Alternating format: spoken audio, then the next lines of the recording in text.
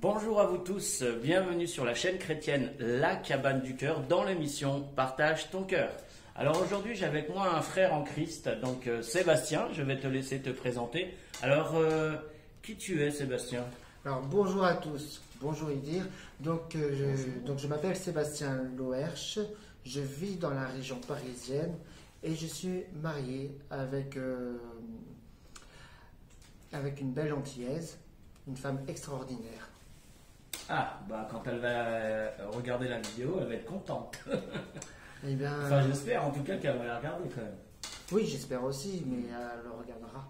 Ah bah, en tout cas, bah écoute, tu es le bienvenu dans l'émission. Et Merci. alors, tu es venu aujourd'hui pour, bien sûr, donner ton témoignage, comment tu as rencontré le Seigneur, ainsi de suite, on en parlera tout à l'heure. Mais tu es aussi, tu as créé il n'y a pas longtemps une association.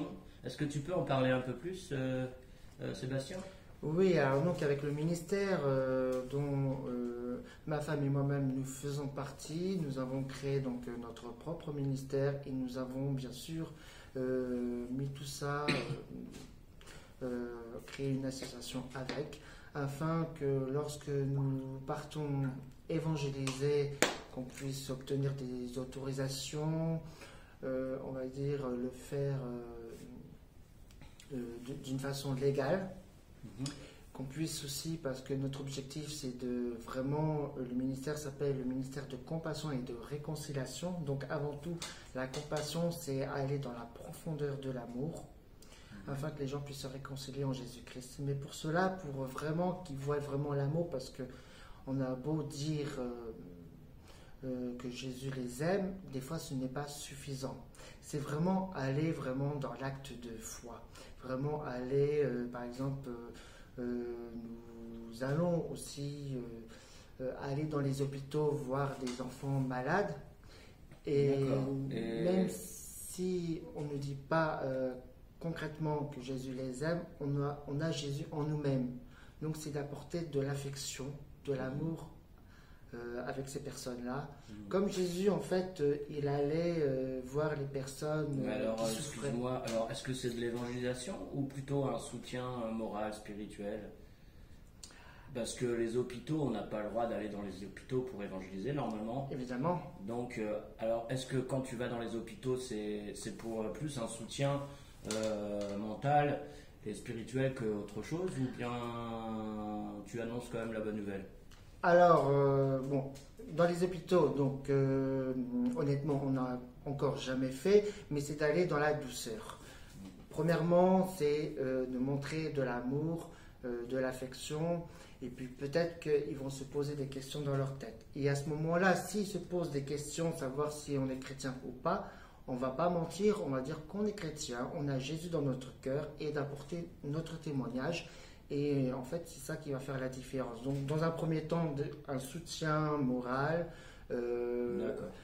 voire de leur demander, savoir si on peut prier pour eux, malgré que des fois, ils peuvent nous interdire dans les hôpitaux. Mais si la personne nous demande ou dit oui, vous pouvez prier, à ce moment-là, on le fait. Si le Saint-Esprit est avec nous, personne ne pourra être contre nous. Amen. Alors, chers frères et sœurs, je rappelle que vous êtes dans l'émission Partage ton cœur sur la chaîne chrétienne La Cabane du Cœur. Alors, comme je le disais tout à l'heure, j'ai avec moi aujourd'hui Sébastien. Donc, Sébastien tu as créé en tout cas une association. Bien sûr. En fait, c'est plus pour aider les autres, du coup. Hein, ça ressemble plus à du social, quelque part. Voilà, donc on a créé ça avec la loi 1901, donc c'est vraiment du social, comme le frère Eddy dit. Mais aussi, on peut aussi évangéliser dans les rues, ou même aller auprès des personnes, des sans-abri, faire des maraudes, voilà, des choses D'accord. comme ça. Et vous faites ça depuis quand avec ta Alors, femme? l'association a été créée il n'y a pas très longtemps, depuis le mois de juin, donc après le confinement. Bien sûr, le confinement a arrêté les choses parce que j'avais commencé un peu les démarches avant le confinement. Du coup, ça avait arrêté un peu les choses. Et puis pendant le confinement, je me suis posé des questions comment on pourrait amener dans notre ministère pour cette association. Et je me suis amené à dire cela, aller voir les personnes dans les hôpitaux, aller faire des maraudes, des soutiens, même si on n'a pas grand-chose, je ne dis pas aller voir non plus 100 personnes, non, d'aller voir 2, 3, 4 personnes, on va commencer par les petites choses, et c'est par les petites choses qu'on va arriver à faire de grandes choses. Amen, tout à Amen. fait. Et en plus donc des maraudes, des visites à l'hôpital de temps en temps, puis l'évangélisation de rue, en fait c'est une association, on va dire multitâche quelque part. Parce que vous ne faites pas que de l'évangélisation en fait, c'est aussi du soutien quoi. Voilà, Okay. Soutien social, mais on n'oublie pas qui on est chrétien. Et vous mettez est-ce que vous mettez en premier quoi alors? D'abord le soutien ou l'évangélisation? Ça c'est une bonne question. Je n'ai pas de préférence, je ne me suis jamais dit quel est en premier lieu. C'est qu'est-ce que vous pratiquez le plus finalement? En fait, le plus souvent c'est l'évangélisation, D'accord. l'endroit le plus, on va dire, le plus abordé. Parce qu'on peut sortir demain et parler à quelqu'un de Jésus, ou même donner un traité, ça, il n'y a pas besoin d'autorisation. Parce que pour aller dans un hôpital, faut obtenir une autorisation ou une convention, quelque chose de concret pour savoir, parce que pas n'importe qui rentre dans l'hôpital comme ça. Surtout pour évangéliser, il n'y a que les aumôniers normalement qui ont le droit. Oui, mais dans un premier temps, ce serait plus du social. Voilà. Okay. Apporter du soutien. Et même si on ne peut pas prier pour eux, je sais que dans l'intimité, nous, on priera pour eux. D'accord. Donc, voilà. On peut dire que c'est de l'évangélisation, mais sans forcer. C'est annoncer la bonne nouvelle de Jésus-Christ, mais avec douceur, avec amour, et puis surtout basé sur, au final, en plus de l'amour, sur un soutien, une aide, que ça soit physique ou psychologique ou vestimentaire ou autre. C'est ça. On n'a pas forcément besoin de dire vraiment que Jésus les aime. En fait, il faut vraiment montrer que nous avons de l'amour. C'est surtout ça. Parce que, en fait, Dieu m'a vraiment parlé parce que on a beau parler de l'amour de Jésus, même en prédication de rue, mais si au fond de toi, tu n'as pas l'amour, à quoi cela va servir de parler de l'amour de Jésus? Tu parles de l'amour de Jésus, mais tu ne représentes pas l'amour de Jésus en toi. Donc, en fait, c'est d'abord montrer Jésus en nous pour pouvoir vraiment savoir qui nous sommes, en fait. Oui, tout à fait. Surtout ça. Tout à fait, parce que après tout, être chrétien ou se dire chrétien, finalement, tout le monde peut se dire chrétien, mais la parole de Dieu nous dit également que même les démons, ils croient en Dieu, mais ils ne sont pas sauvés pour autant, nous dit Jacques, donc l'épître de Jacques. C'est ça. Et c'est vrai qu'il est dit aussi dans l'Apocalypse, c'est par leur témoignage et le sang de l'agneau, plutôt c'est par le sang de l'agneau et leur témoignage qu'ils ont vaincu bien sûr l'ennemi, le diable et toutes les ténèbres et tout le mal finalement. Donc alors en plus, alors voilà, j'ai une autre question. Comment as-tu rencontré le Seigneur Jésus-Christ? Alors très bonne question. Donc moi je suis on va dire, j'ai toujours été, on va dire, croyant depuis la naissance de religion catholique. Voilà, par famille. Et donc j'ai toujours une base de croyance en Dieu, mais je ne connaissais pas Jésus-Christ. Bien sûr, à l'âge de 16-17 ans, j'ai fait une confirmation catholique parce que je pensais que ça me rapprochait de Dieu, mais sans connaître vraiment Jésus-Christ. Pour moi, Jésus, c'était quelqu'un de loin, oui, le Fils de Dieu, mais vraiment quelqu'un d'intouchable, de loin, qu'on ne peut pas vraiment parler, voilà. Et suite à ça, donc, et bien sûr, j'avais fait une prière, je demandais à Dieu, j'avais l'âge de 17-18 ans, je demandais à Dieu savoir que si vraiment tu veux que je m'approche de toi, si tu veux vraiment que je puisse croire en toi, change mon père. C'était vraiment une prière simple, en 2 secondes. Et change ton père, c'est-à-dire? Parce qu'en fait, mes parents sont divorcés, donc j'ai vécu vécu enfin, de la violence à la maison, enfin, surtout mon père envers ma mère, etc. Et même mon père envers nous. Et, et dans mon cœur, moi, je l'ai pardonné, mon père, et je sais que, voilà, donc en fait, par l'alcool, par les jeux d'argent, etc. Et que mon père, enfin, on n'est pas dans une famille chrétienne, je n'ai pas été vraiment enfin, pas été dans une famille chrétienne. Et donc, du coup, en fait, 10 ans après, au bout de 10 ans après, j'avais 28, 29 ans, mon père me téléphone en disant que Jésus a changé son cœur. Et à ce moment-là, j'ai senti vraiment quelque chose de sûr. Pas quelque chose qui pourrait se moquer, mais vraiment une clarté quand il me disait ça. Et que je savais, à l'instant même où il me le disait, que vraiment que Jésus a vraiment changé son cœur. Et c'est vraiment ça. C'est vraiment que... Et à ce moment-là, Dieu me dit, dans ma tête, dans mon cœur, me dit, tu vois, tu as fait une prière.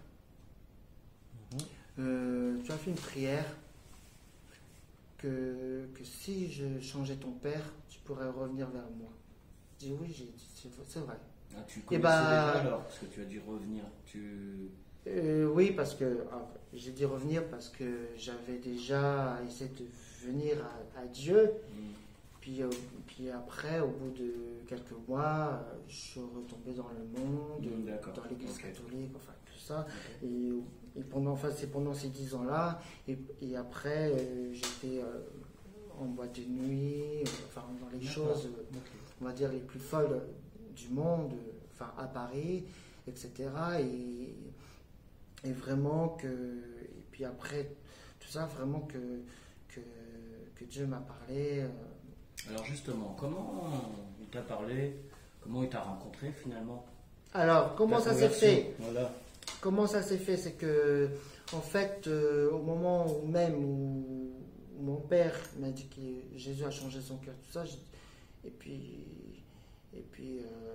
Dieu me dit, maintenant c'est maintenant qu'il faut aller à l'église, parce que c'est par l'église, d'accord, Dieu n'est pas un bâtiment, mais il faut quand même aller à l'église pour comment dire, un pas de foi, en fait, pour vraiment s'entourer des chrétiens. Puis on ne peut pas se dire chrétien, comme on disait tout à l'heure, avec Jacques, l'apôtre Jacques, bien sûr, dans l'épître de Jacques, quand il dit les démons aussi croient en Dieu, mais ils ne sont pas sauvés pour autant. Donc voilà. un chrétien, effectivement, un chrétien qui est sans communion, qui n'a pas de communion, même si c'est une église de maison ou une église tout court ouverte au public, mais c'est vrai qu'un chrétien, ça a besoin de communier avec ses frères et sœurs, non seulement pour grandir, mais aussi pour se frotter aussi. Bien sûr. Pour le brisement aussi, le caractère et tout. Donc, voilà, donc oui, on est d'accord. Et donc, du coup, alors, d'après ce que j'ai compris, c'est c'est ton père qui a été changé. Voilà, et c'était ce que tu as pris hier, quoi, finalement. Tu avais demandé à Dieu de changer ton père. Voilà, et toi, tu viendrais. Voilà, donc, à ce moment-là, et puis moi, je dis non, c'est pas le moment. Je voulais remettre à plus tard, comme on fait souvent. Et Dieu me dit non, faut pas remettre à plus tard. Maintenant, j'ai changé ton père, maintenant tu y vas. Donc j'ai commencé. Je connais dans la famille ma tante qui est chrétienne. Elle m'a fait rencontrer quelqu'un, une amie à elle, parce que je dis dans quelle église je peux aller. Et donc du coup, il y a quelqu'un qui me dit, une amie de ma tante qui me dit, va à telle adresse. Elle n'est pas très loin de chez toi et tout ça, c'est à côté de Nation et c'est l'église de Philadelphia. Ah d'accord. Voilà, c'est comme ça que j'ai commencé. Et tu es toujours dans cette église? Non, non. Au bout de... Je dois dire que quand j'ai commencé à me convertir, c'était à l'année 2010. D'accord, c'était là-bas. C'était il y a 10 ans. C'était à Philadelphia. Ok, très bien.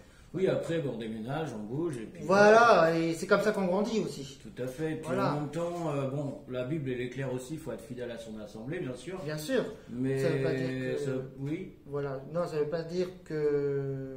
enfin, que je suis infidèle, puisque quand je quitte une église, j'attends la réponse de Dieu.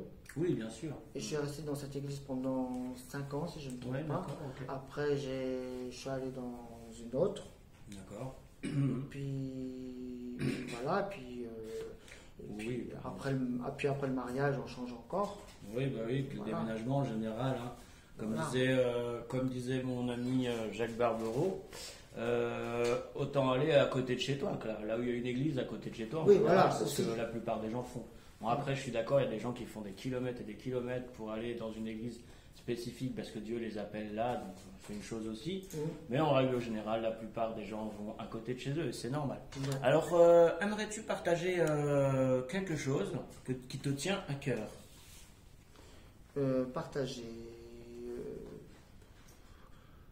dans mon témoignage, dans mon... Ce que tu veux, comme on est vers la fin. Ouais. Alors, si tu as quelque chose à cœur, tout simplement à transmettre aux téléspectateurs. Oui, donc, tout simplement, c'est que la seule chose que je peux vraiment partager, c'est vraiment, pour moi, j'ai vraiment à cœur de l'amour, mais l'amour sans hypocrisie, l'amour, ne pas se mettre des masques de compassion. Aujourd'hui, on porte tous des masques, mais contre l'épidémie. Mais aujourd'hui, il faut enlever le masque, comment on dit, le masque d'hypocrisie et se mettre son vrai visage en fait. C'est tout simplement aimer sans rien attendre en retour sur tout ça aussi. Parce qu'en fait, comme dit la Bible, c'est vous avez reçu gratuitement, donné gratuitement. Surtout ça, c'est le mot gratuit. Oui, puis c'est vrai qu'il y a certains serviteurs de Dieu, enfin, qui se disent en tout cas serviteurs, et qui profitent des autres, hein, Oui. que ce soit leur argent, que ce soit leur bien, ainsi de suite. Sou- Bon, la parole, elle est claire aussi. Ils ont, comme dit Paul, hein, que celui qui veut, que celui qui serve le Seigneur, bah, c'est normal qu'il reçoive aussi un salaire. Bien sûr. Hmm. Bien sûr, après c'est vrai qu'on aime bien donner ce passage-là sans dire le mot gratuit pour dire vous avez reçu, donc il faut donner. Oui, vous avez reçu gratuitement, donné Voilà. gratuitement. Mais ils oublient le mot gratuitement. Oui. Souvent. Après, le problème, c'est toujours pareil, c'est quand Voilà. ils amassent des fortunes, Oui, alors que Comme pour ils les sont pas enfants. dans l'humilité, quoi. Voilà, Ils sont pas c'est dans ça. le... Ça va. Ouais.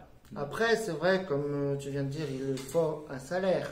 Normal. Mais moi je me dis que si, admettons, ils font ça à plein temps, que Dieu les a donnés à plein temps, Dieu pourvoira aussi dans leurs besoins. Oui, bien sûr. Après, il peut se servir de quelqu'un, oui, pour leur donner, mais ne mettons pas les gens en force de donner. Parce que, c'est ça. voilà, c'est ce Donc, que... de quoi tu mangeras, comme dit le Seigneur. Hein. Voilà. Donc, chers téléspectateurs, nous sommes toujours sur la chaîne chrétienne La Cabane du Cœur dans l'émission Partage ton cœur. Donc, je suis avec Sébastien, un frère en Christ qui a commencé une œuvre, une association pour aider les gens dans le besoin, donc ceux qui souffrent, que ce soit physiquement ou mentalement, ou psychologiquement tout simplement. Donc, et qui fait aussi de l'évangélisation. Alors, nous étions en train de discuter sur le fait du salaire d'un serviteur. Donc, nous disions que oui, la Bible est claire là-dessus, que celui qui veut manger, qu'il travaille, ça c'est clair. Mais on peut travailler aussi à temps plein pour le Seigneur. Bien sûr. Mais ce qu'on rencontre comme problème aujourd'hui, c'est que la plupart des serviteurs de Dieu, ils sont pauvres, ils n'ont pas les moyens. Pourquoi? Parce qu'en France aussi, on ne donne pas la dîme, on ne donne pas beaucoup de choses en fait. Et alors qu'on devrait donner à Dieu plus que ça. Mais beaucoup de gens se disent, mais pourquoi je vais donner à lui pour le bénir de son ministère? Et pour lui, bah, on a besoin aussi de manger, on a besoin de vivre. Mais je suis d'accord avec toi, mon frère, sans être dans l'abus. Parce qu'il y en a qui se donnent des salaires mirabolants, alors que le Seigneur, il nous a dit, faites attention justement avec l'argent, bien sûr, faut bien la gérer, mais il faut aussi prendre ce dont on a besoin et pas plus, finalement. Donc, que penses-tu par rapport à cela? Alors oui, donc c'est vrai que souvent on met l'argent en premier. Moi je dis que en fait c'est vrai, on met souvent l'Ancien Testament pour que les gens puissent donner leurs dîmes, leurs offrandes, etc. Mais dans l'Ancien Testament, il ne parle pas d'argent, il parle de leur récolte, de donner tout leur, tout leur bien, et c'était souvent matériel que argent. Après, si on met ça au monde d'aujourd'hui, c'est vrai que c'est l'argent. Bah oui. Voilà, c'est vrai sur l'argent. Jésus ne parle pas véritablement de dîme, il parle d'offrande, surtout d'offrande, de donner en fait selon notre cœur. Oui, être généreux. Voilà. En fait, il nous pousse à être généreux, mais sans que ce soit une contrainte. Oui, non, ça c'est certain. Voilà. Après, voilà, donc par rapport à ce que tu voulais partager justement, donc c'était quoi que tu avais dit tout à l'heure? Par rapport à ça? Non, par rapport à ce que toi tu avais à cœur de partager. C'était au niveau de l'amour, de la compassion. Bon, là, c'est vrai qu'on a parlé de ça. Je voulais pas non plus qu'on puisse rentrer dans ce sujet. Rentrer dans ce sujet parce que c'est un sujet un peu compliqué. Il y aura toujours des pour et des contre. Et si on reste focalisé dedans, non.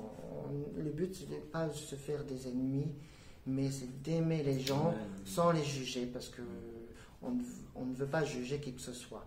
Chacun est libre de donner ce qu'il veut. Tout simplement, ce que je veux donner, c'est que quand quelqu'un donne, ce ne soit pas une contrainte. Oui, bien sûr. Voilà. Bien sûr. Voilà. Ce ne soit pas une habitude. D'accord. Alors, par rapport à justement à ton service que tu fais, est-ce que tu reçois un salaire tu travailles à côté? Tu fais comment? Alors, donc, sur le ministère, non, je ne reçois pas de salaire. Je travaille à côté. Effectivement, je travaille. J'ai un métier dans la fonction publique. Voilà, donc je ne dirai pas pour préserver le métier. Mais j'ai un salaire à côté. Donc je sais que les temps sont difficiles, j'ai des charges à payer comme tout le monde, un loyer à payer comme tout le monde. D'accord. Voilà. Donc, voilà. Très bien. Alors on est bientôt sur la fin, donc as-tu un mot à partager ou peut-être un verset préféré, quelque chose tout simplement à donner de ton cœur, bien sûr? De mon cœur. Alors donc le verset qui me vient en tête, et comme tout le monde le connaît, Jean 3,16, car Dieu a tant aimé le monde qu'il a donné son Fils unique Jésus-Christ, afin que quiconque croit en lui ne périsse pas, mais qu'il ait la vie éternelle. Et ce passage représente en fait l'amour gratuit de Dieu. Il a tellement aimé son Fils, il a tellement aimé le monde qu'il a donné son Fils. C'est-à-dire aujourd'hui, si moi j'ai pas encore la chance d'être père pour l'instant, mais ça viendra par la suite. Mais si je pense donner mon fils à quelqu'un, pour moi ça m'est difficile de donner mon fils à quelqu'un. Pour tout le monde. Voilà, pour tout le monde. C'est quelque chose impensable. Alors Dieu l'a fait parce qu'il savait très bien que Jésus c'était le sauveur du monde, le sauveur de l'humanité, qui a pris tous les péchés à la croix pour tout simplement nous justifier à la croix, afin qu'on soit pardonné plus rapidement, plus facilement qu'autrefois. Tout simplement, il fallait quelqu'un qui se sacrifiait, et c'est Jésus qui l'a fait pour chacun d'entre nous, parce que le seul désir de Dieu, c'est que tout être humain soit sauvé et parvienne à la connaissance de la vérité. Amen.